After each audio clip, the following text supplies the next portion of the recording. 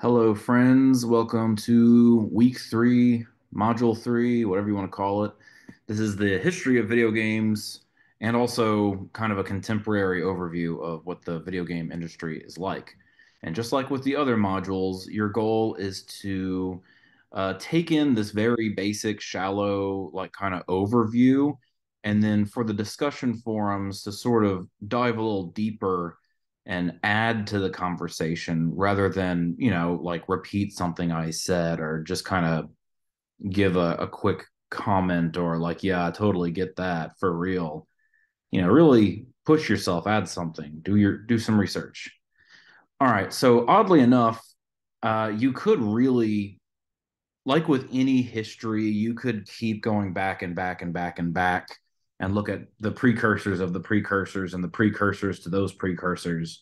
So I don't want to go too far into this, but there's a really important sense in which tabletop games and particularly Dungeons and Dragons were an important part of gaming history. Dungeons and Dragons shouldn't be too much of a surprise. This came out in the 70s, and it was a bunch of people during the very early days of computers who were interested in games that involved a lot of rules and calculations and random number generators in the form of dice. And these were a lot of the same people who were interested eventually in programming games. A lot of early games were basically just Dungeons and Dragons turned into a computer. And then even before that, in the 1800s, even having these little board games, they're not board games like Monopoly, where you're rolling a dice and deciding how many spaces each piece can move. Well, they're really just a bunch of war aficionados that would paint these little armies and build little tables with terrain on it and whatnot. And some of them would get so into this that they would even create rules and sort of gamify it and turn it into loosely kind of a game. And of course, this precipitated Dungeons and Dragons, but also is just kind of a general. It carries over into the earliest games. Oh, uh, one very important invention. If you're going to have a video game, you have to have a video that display. You have to have like a monitor of some kind that's displaying the different states of the game. Like if you're playing tic tac toe, the game state is who's in which spot. Is there a circle here? Is there an X here? Is there a blank?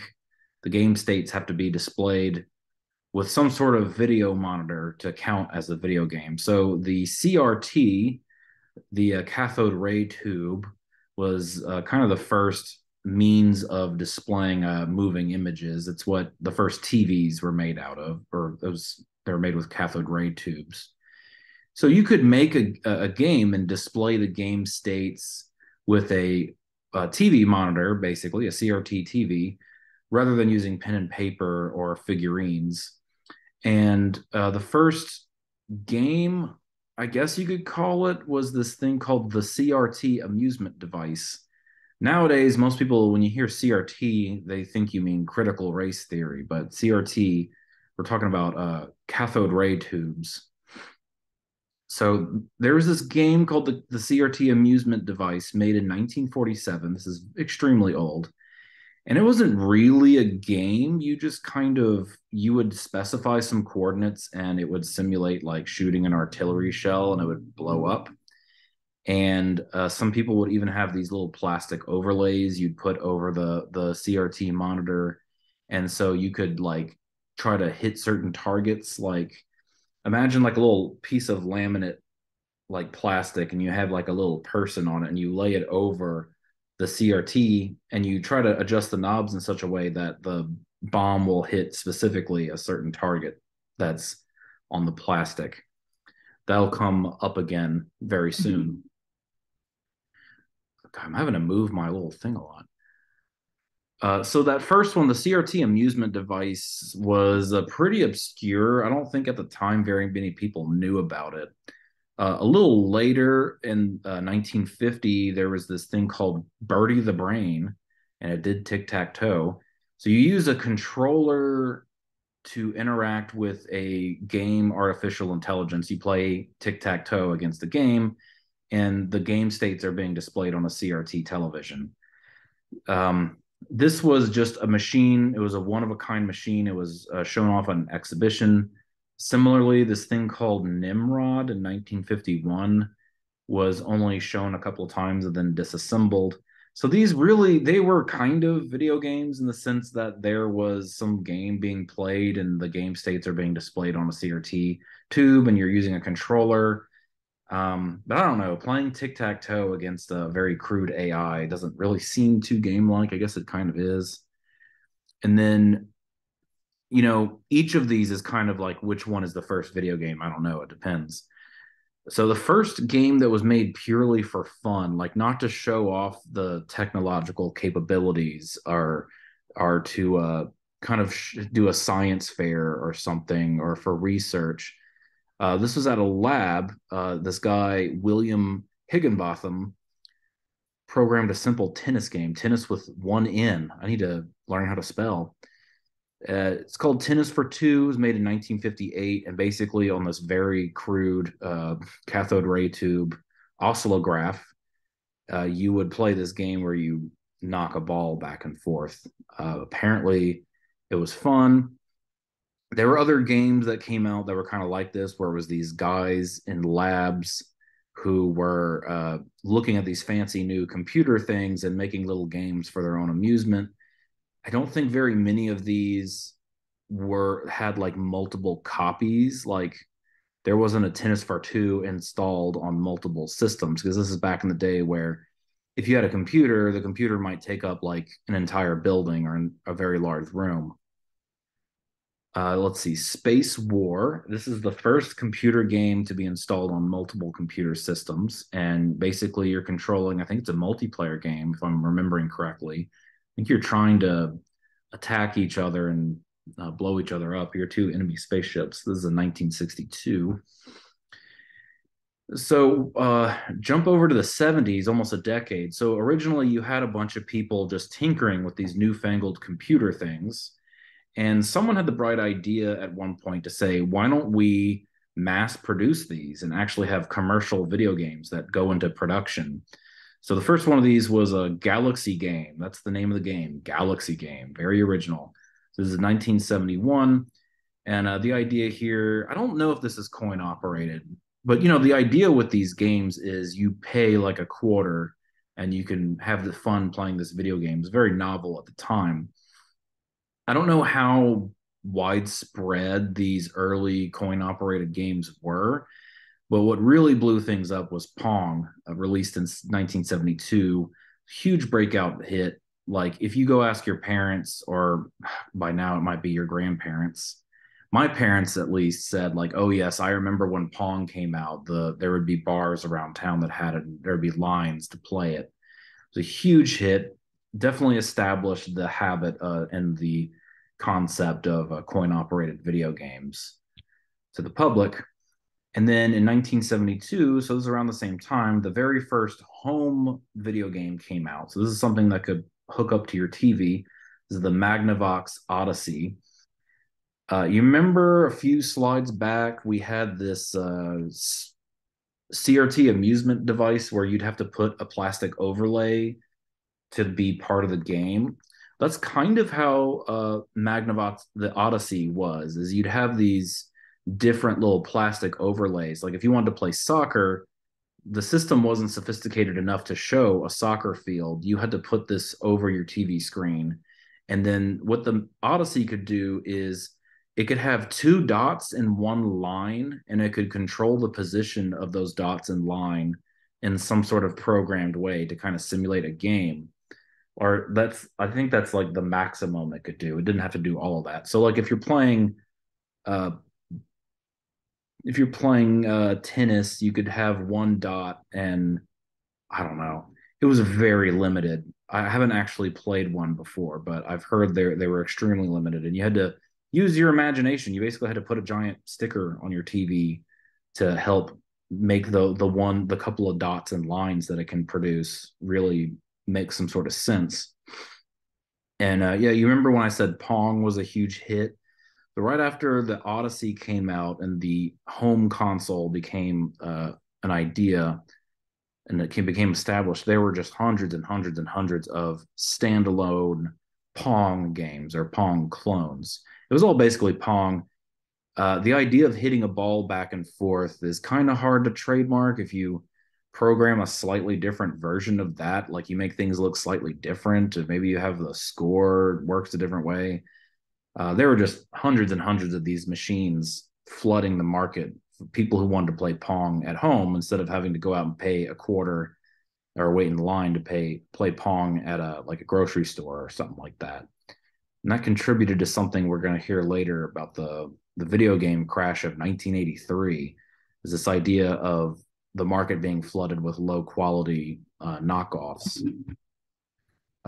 Yeah, and you remember when I said Dungeons and Dragons was big? So there was a lot of people, as computers are becoming more as people were gaining the ability to get like a computer at home that they can mess with. So in the mid 70s, by then the computer didn't necessarily take up a room. They were making personal computers now, and hobbyists would program their own games. And there's this game very early on called Colossal Cave Adventure. Whoa. Where you would just enter directions on, like, I move north, I pick up the stick, I throw the stick away, and the game would sort of walk you through. It was basically a kind of Dungeons and Dragons that you can play on your computer. And later games such as Moria, Oubliette, and Avatar were basically like really building on that. Hey, let's make it a role playing adventure game like Dungeons and Dragons, but it's facilitated by your computer rather than having a bunch of dice and pins and friends. I guess you could play with friends, but you know. Around this time, late 70s, you started seeing the first handheld gaming consoles. The earliest ones, such as Mattel's Auto Race and Electronic Quarterback, were laughably simplistic, and it was just the one game hardwired in. We haven't gotten to handheld gaming. I call it a console right here, but I don't know. That's a console suggests like you could play different games on it, I think. But this is one game. And then you have Simon. I don't know if you've ever played Simon. It lights up. It's a sequence. First, it's just like yellow will flash, and you show, yes, yellow flash. And it'll be okay, yellow, blue. And you have to do yellow, blue. You have to press the yellow button, then the blue button. You have to memorize the sequence that gets longer and longer. That's kind of a stretch to call it a video game because the display is so, like, these had very minimal displays. They basically just are like little light bulbs that light up. So Simon's a more sophisticated version of a handheld game, a video game compared to these. And then the Game and Watch was released in 1980 in Japan. The inventor of the Game and Watch, he worked for Nintendo. He got really bored on the train one day and started playing with his calculator. The calculator had this display where you could like draw crude pictures out of the numbers and whatnot. And he said, I bet people would, if you use the same technology that a calculator is made out of, you could make a game out of it. And so they made the Game and Watch. The games are very simple, and you couldn't, like, one Game and Watch device, I believe, only had one game on it. So you couldn't switch between games. But that was a big hit in Japan. And let's see, yeah, late 70s, you got a new wave of cartridge based consoles. So these are consoles where you can play multiple different games on the same console. So on the Intellivision, you could buy the Intellivision console, but you could go to the store and buy new Intellivision games. And same with the Magnavox Odyssey 2, much improved from the Odyssey 1. But the real winner of this early console competition in the market was the Atari 2600. Fun fact, this was the first gaming console I ever had any experience with. My parents had one when I was very, very young, and my dad used to play tennis on it. And this isn't like Pong because it had like little like stick figures with rackets. And he would have his controller and he would be playing, and then he would unplug the second controller and give the controller to me that's not plugged in and let me believe that I'm playing against him. And I had a lot of fun because I thought me and my dad were playing Atari together, but we were not. If I sound scarred, That's just your imagination.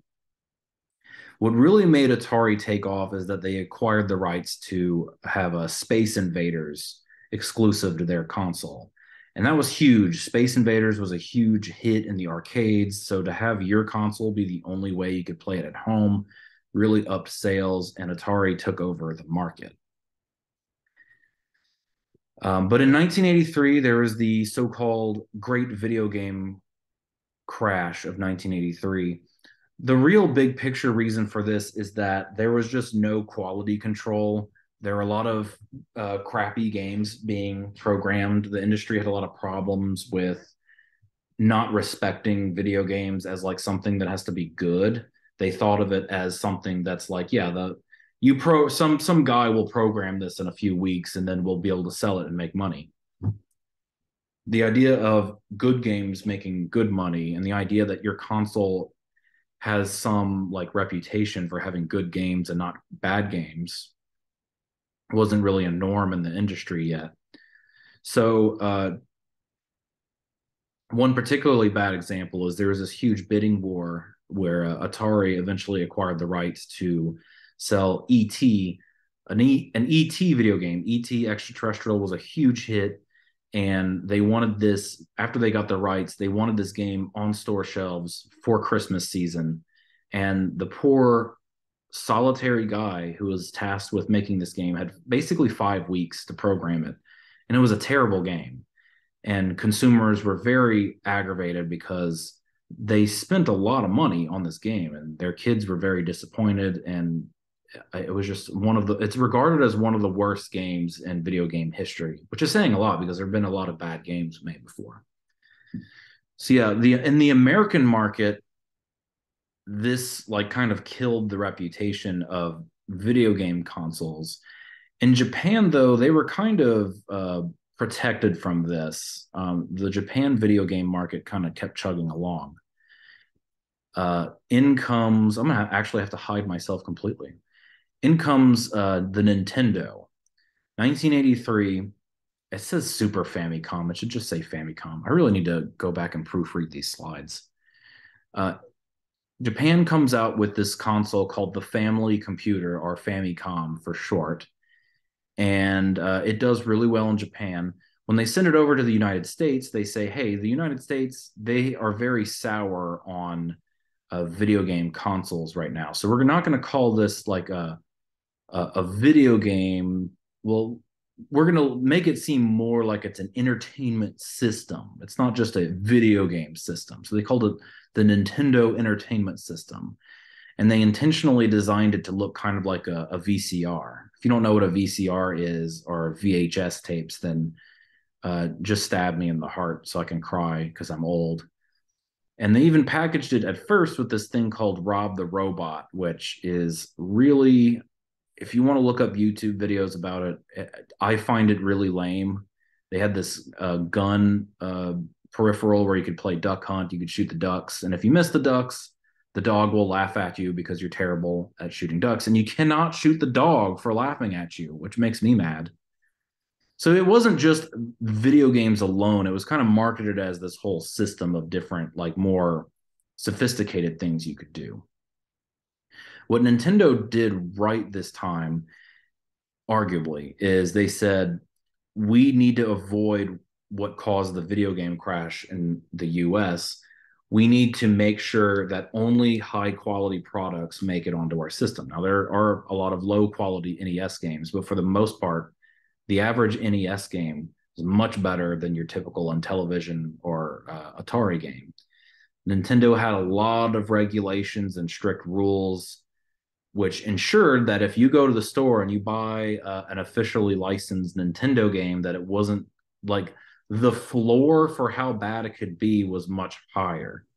And also, there were these really great games that were made for it. Super Mario Brothers in particular was this huge breakout hit. Everyone who played Super Mario Brothers immediately wanted to go out and buy an NES so you could play this great game at home. And there's just so many great games on the NES. Like I don't think there's a single Atari game that people say like, oh yeah, if you want to play tanks on Atari. You'll have to go buy an old Atari 2600 so you can play tanks. Like the old game systems were kind of like just these random games that weren't really great. And I mean, the systems didn't have enough like power or like processing speed to really do anything that fancy. But Nintendo just had this run of like great new games. Like the games really sold the console, not the console selling you on the idea of like, oh, I can play arcade games at home. Like, no, this is you could play new games that are only on the consoles, and these are great games in and of themselves. So yeah, NES came out in the late 80s and its lifespan was the 90s. Sega had its own 8-bit system. The NES was an 8-bit system as well.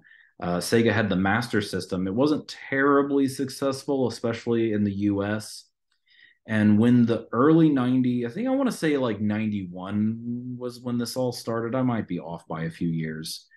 Sega decided they're going to come out with their 16-bit system, so it's more advanced than the NES. It can do fancier graphics, fancier music and sounds. And they pulled off this marketing that was so outrageously cool 90s, like Bart Simpson and Vanilla Ice. Like everything that was perceived as cool and as having attitude was what Sega Genesis was all about. They had this slogan, Genesis does what Nintendo don't. And yeah, really positioned themselves as like video games for the cool kids and for adults. Like you don't want to play some kiddie thing like the Nintendo for stupid kids.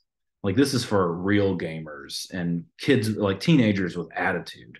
So of course, kids like me, because I was about I think 6, 7, 8, a 6, 7, 8 year old. That's exactly who these ads are marketed towards. Like your goal in life when you're like 9 or 10 or whatever is to be cool and like a teenager.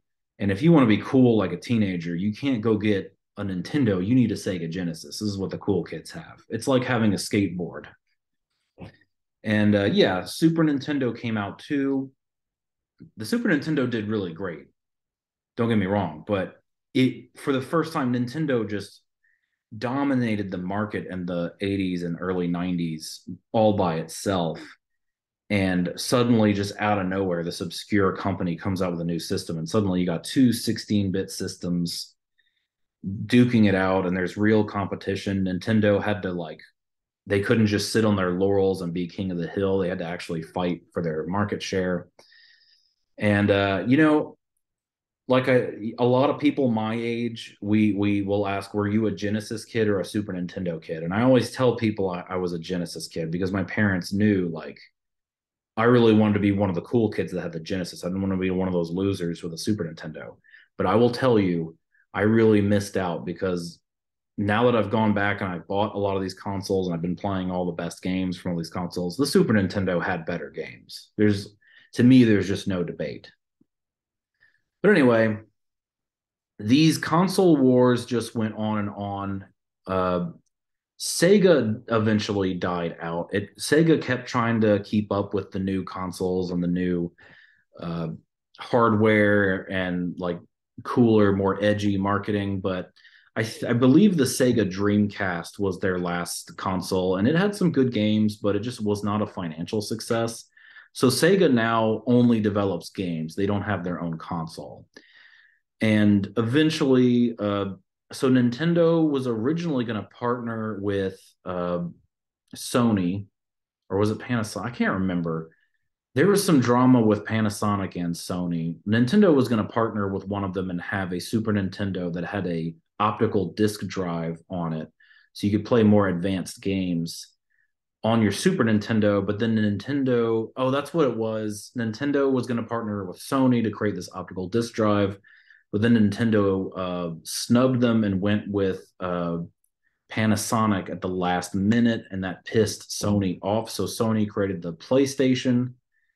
It was Nintendo versus PlayStation for a long time. And when I was growing up, there were some kids who had a PlayStation. There's some kids that had an N64, and we would argue about which is better. My parents got me an N64. I thought N64 was better. I still think the N64 has really good games that like you don't want to go without. But the PlayStation had really good games too. So I think you're missing out if you go with just one or the other. But a lot of kids, we don't, you can't have both in most cases. And then Microsoft entered the market in the early 2000s.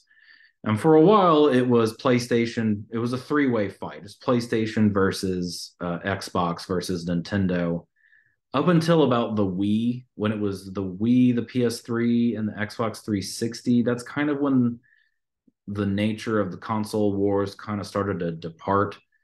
See, Xbox and PlayStation keep battling each other. They're fighting their own war of like best graphics. They want their console to be like this all-purpose entertainment system where you can do streaming and you can have apps. While Nintendo said, "Hey, we're going to go in this different direction." Like the Wii had this gimmicky motion controller that neither Sony or Microsoft saw coming, and they're like, "What's this motion controller? What are you smoking?" But the Wii was a huge success, and a lot of people who didn't really weren't really into video games went out and got a Wii so they could play Wii tennis, and they would like swing this controller around playing tennis in their living room. So Nintendo just keeps finding ways to do their own thing and make lots of money while Xbox and Sony just are at each other's throats, kind of playing the same game. And yeah, Nintendo Switch is, I think that's a revolutionary idea. The Nintendo Switch it's a handheld, and Nintendo has been dominating the handheld market with virtually no real competition. And the Nintendo Switch is basically just a handheld that you can play on your big screen TV as well. So, yeah, Nintendo's staying alive after all these years. That's about where the history part leaves off. I have a few more slides about the modern video game industry. And you might have noticed that there's not actually that much psychology. That's going to change in a few slides. But like many things in our society today, everything runs on analytics. So when you play mobile games, when you play games online and you're connected to a server, they're tracking how long you play, how often you play, what time of the day you play, what you do when you play. And all of this data is fed into machine learning algorithms. They want to try and gain insights into how they can tweak the game to make you play as much as possible and be as addicted as possible. That's how our democracy is working too. They if you're running a campaign, you pay a social media company or two to just hand over all the data of their users, and they literally just have these giant spreadsheets where they have every single eligible voter, and they use machine learning algorithms to like sort people and figure out how to categorize people in an optimal way to like target very specific subgroups of your electorate. That's the way everything's going, is just collecting tons and tons of data. And we talked a little bit about the pay to win, microtransactions. That's where you pay, like if you want to reload on certain games, you're out of bullets, you can pay money to reload now, or you can wait and reload later and someone will shoot you while you're waiting. There's also a new trend towards releasing unfinished games, which I touched on. It's in-game currency. We talked about this a good bit, and something we'll talk about on our field trip to Carencro is the new trend. Well, it's a pretty old trend by now, the trend of digital distributions.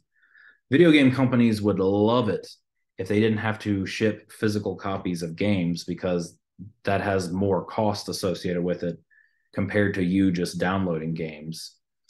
They don't apparently want you to download digital games so badly that they'll put a discount on the digital games, because at least on the Switch, if you want a brand new game, it's $60 just like the one at the store. And I would personally rather have a physical copy of a game rather than just the digital one if they're the same price. That's not really much of a trade-off for me. But that's really where they want it to go. I'd be interested to hear the students' thoughts on not just why they're pushing digital distribution, but why aren't they pushing it that hard? Why are they not like, why are they so haphazardly, weakly pushing it? Like, I don't know. I don't really get it, to be honest. We talked a little bit in the forums about loot boxes. Loot boxes are after my time. They never had anything like loot boxes when I was playing games, and none of the newer games I play now have loot boxes. But apparently, it's like gambling. It's like buying booster packs. Like there's randomness and chance associated with it. And of course, if you have something that looks like gambling, some countries and municipalities or whatever are going to view it as actual gambling. And this raises ethical concerns. Gambling can destroy people's lives. Gambling is recognized in the American Psychiatric Association's Diagnostic and Statistical Manual, the Bible of psychiatric disorders. It's the big book. It officially says gambling addiction is a mental disorder. It's recognized as a thing. So it's not surprising that a lot of people are becoming concerned about having loot boxes and other gambling like activities on games that minors might be playing.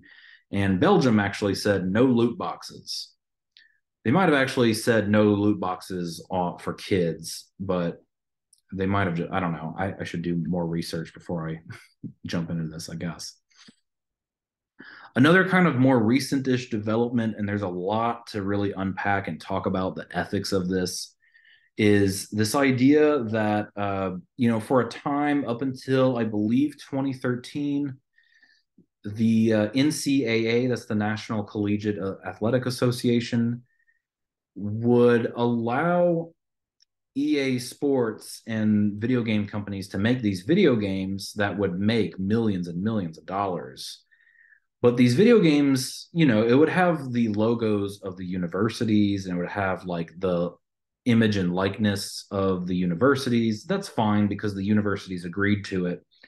But the NCAA said you're not allowed to use, like, players have to be amateur athletes. They cannot be paid professional athletes because that goes against the whole idea of college athletics. You don't want professional paid athletes in college athletics. They have to be amateur athletes. So the NCAA said you cannot, no player can make money off of their NIL, their name, image, or likeness. But these NCAA video games had players in them that were very obviously supposed to be the players at the school. Their names would be changed. But like if you bought NCAA football, the quarterback, the star quarterback, looked a lot like the actual star quarterback from the actual, like if you were at Florida, then a very Tim Tebow-esque player would be on your roster. His name would not be Tim Tebow, but he played and looked just like Tim Tebow. Eventually, this guy, Ed O'Bannon, he was an ex-basketball player from UCLA, sued the NCAA saying like, hey, or was it the gaming companies? I don't really know. I'm a little fuzzy on the details.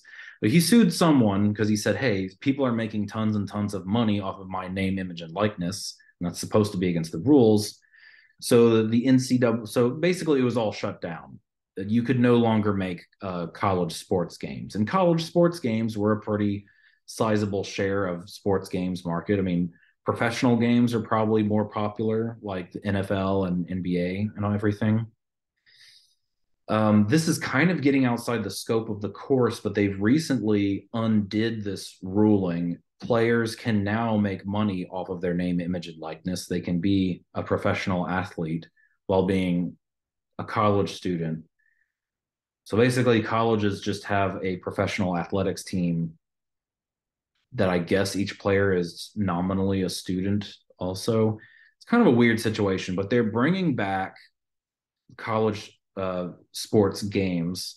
Some college sports fans that are also gamers are happy about this. Others, like me, are kind of wary. College football fans in particular have seen how bad the Madden franchise has been. The Madden is the franchise for NFL video games.